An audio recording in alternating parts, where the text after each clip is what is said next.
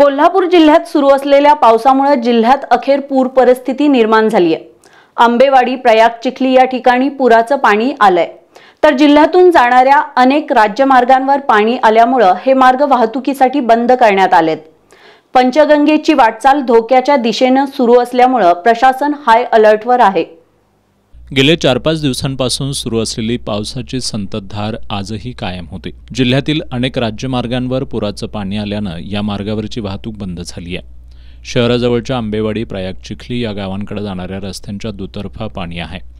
पावसाचा जोर असाच राहिला तर या गावांना आज मध्यरात्रीपर्यंत पुराचा वेढा पडण्याची शक्यता आहे। कोल्हापूरहून गगनबावड्याकडे जाणाऱ्या राज्यमार्गावर लोंघे, त्याचबरोबर कोल्हापूरहून रत्नागिरीकडे जाणाऱ्या मार्गावर केरली इथं पाणी आलंय। शियेहून कोल्हापूरकडे येणाऱ्या रस्त्यावरही पुराचं पाणी आल्यानं हे तीनही मार्ग सध्या वाहतुकीसाठी बंद करण्यात आलेत। चिखली, वरणगे, पाडळी रस्त्यावर पाणी आल्यानं हा मार्गही वाहतुकीसाठी बंद झालाय। सोमवारी पंचगंगेनं इशारा पातळी ओलांडली होती। आज सायंकाळी 7 वाजता पंचगंगा नदीची राजाराम बंधाऱ्याच्या ठिकाणी 41 फूट 5 इंच इतकी पाणी पातळी होती।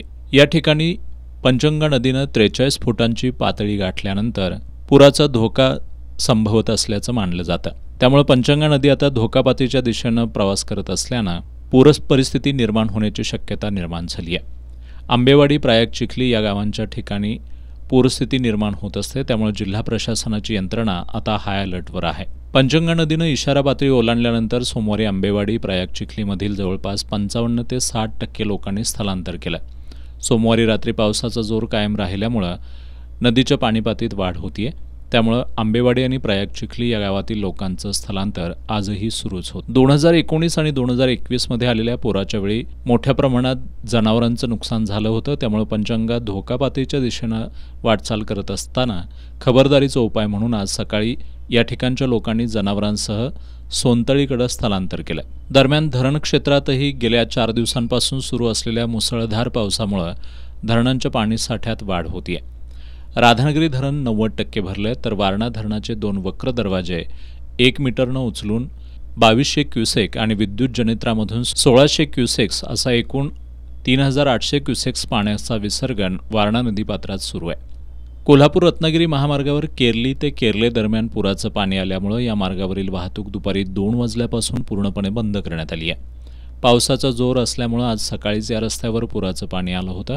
त्यानंतर काही काळ या मार्गावरील वाहतूक पाण्यातूनच सुरू होती, मात्र पाणी अर्धा फुटांवर वाढलं असून पाण्याला वेग असल्यामुळे या मार्गावरची वाहतूक दुपारी 2 वाजल्यापासून बंद करण्यात आली आहे। या ठिकाणची वाहतूक ज्योतिबा, दानेवाडी, वाघबीळ मार्गे पर्यायी मार्गाने वळवण्यात आली आहे। दरम्यान कोल्हापूर रत्नागिरी महामार्गावरील आंबेवाडी, रेडेडोह, रजपूतवाडी, चिखली फाटा या ठिकाणी रस्त्यांच्या कडेला पाणी लागलंय। आणखी 1-2 फूट पाणी वाढलं तर कोल्हापूर रत्नागिरी मार्गावरील वाहतूक पूर्णपणे ठप्प होण्याची शक्यता आहे।